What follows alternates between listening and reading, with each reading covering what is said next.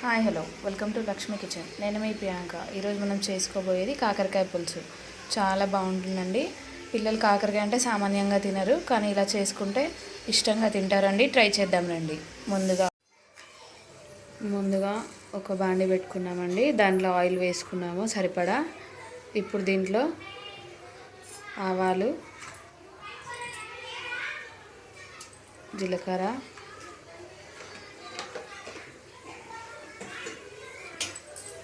ఇవి చిటపటలాడిన తర్వాత ఇప్పుడు దీంట్లో కాకరకాయ ముక్కలండి.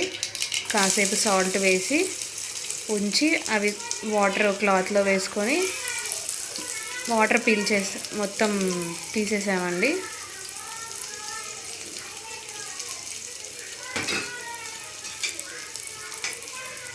కంపల్సరీ సాల్ట్ వేసి వాటర్ తీసేయాలండి. ఒక క్లాత్లో వేసుకొని పిండేసుకుంటే సరిపోతుంది. వాటర్ అన్నీ వచ్చేస్తాయి, లేకపోతే చేదు అలాగే ఉంటుంది. ఇప్పుడు దీంట్లోనే కరకరలాడే వరకు ఫ్రై చేసుకోవాలండి. ఇదిగోండి వేగిపోయాయి. ఇప్పుడు దీంట్లో మనం ఆనియన్స్ వేసుకోవాలి. ఒక పెద్ద ఉల్లిపాయ వేసుకున్నామండి. ఇప్పుడు దీంట్లో కూడా ఫ్రై చేసుకోవాలి. కలిపి మూత పెట్టేసుకుందామండి. వీటిని కూడా మూత పెట్టేసుకుందాము. అలాగే దీంట్లో కాస్తంత పసుపు వేసుకుందామండి. వేసి మళ్ళీ ఒకసారి కలిపేసుకుందాము. ఇంకాస్త వేగాలండి. మళ్ళీ మూత పెట్టేసుకుందాం. ఇదిగోండి వేగిపోయాయి. ఇప్పుడు దీంట్లో మనం చింతపండు పులుసు వేసుకున్నామండి సరిపడా.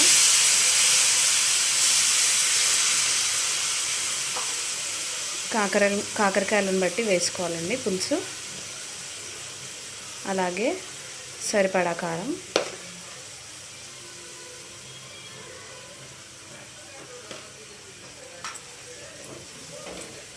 మేము 1/2 కిలో కాకరకాయలు తీసుకున్నామండి. చిన్న నిమ్మకాయ సైజ్ అంతా చింతపండు, అలాగే 1.5 టీ స్పూన్ కారం వేసుకున్నాము. ఇవి బాగా కలిపేసుకొని మళ్ళీ ఒక 2 మినిట్స్ ఆగాలండి. చూసుకుందామండి. ఇప్పుడు దీంట్లో అలాగే కాస్తంత షుగర్, ఒక 1/2 టీ స్పూన్ అంతండి. మళ్ళీ కలుపుకొని ఇప్పుడు దాంట్లోనే నువ్వులు, కొబ్బరి అండి వేయించుకొని మిక్సీ పట్టుకున్నాము. ఆ పొడి కూడా వేసేసుకుందాము.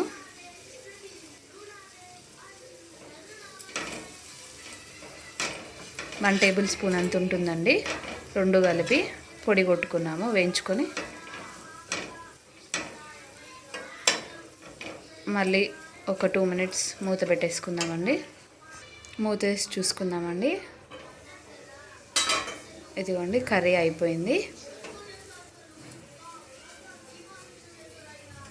ఇప్పుడు మనం దీన్ని డిష్ అవుట్ చేసేసుకుందాము. రెడీ అయిపోయింది. ఇదిగోండి రెడీ అయిపోయింది కర్రీ. కాకరకాయ పులుసు కర్రీ అండి. చాలా బాగుంటుంది. ట్రై చేయండి. నచ్చితే లైక్ చేయండి, షేర్ చేయండి, సబ్స్క్రైబ్ చేయండి. Thank you.